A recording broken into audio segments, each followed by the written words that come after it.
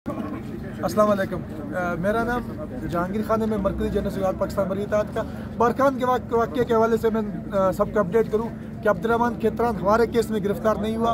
Government ने security की वजह से उसको सिक्योरिटी प्रोटोकॉल देने के लिए सेफ हाउस शिफ्ट कर दिया है। दूसरा, हमारे केस में जिसमें 3 बच्चे 3 लोग शहीद किए गए, 5 अभी तक अफगा हैं। अभी आज की दिन तक का, आज हमें 72 घंटे हुए हैं, अभी तक का कोई भी हमारा FIR नहीं हुआ है। नंबर 3, हमारी लाशों का पोस्टमार्टम नहीं हुआ है। नंबर 4, अभी तक हुकूमती किसी भी नुमाइंदे ने रब्ता नहीं किया।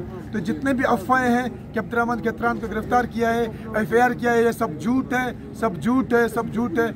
इसका बारकान वाक़े से इस चीज़ का कोई ताल्लुक नहीं है। अभी लोगों को कह रहे हैं धरना ख़त्म कर रहे हैं, ये कर रहे हैं, ऐसा कुछ भी नहीं है, ये सब झूठ है। इसलिए लोग झूठों पे तवज्जो नहीं दें। और अब्दुर्रहमान खेतरान हमारे केस में उसको सेफ हाउस में रखा हुआ है।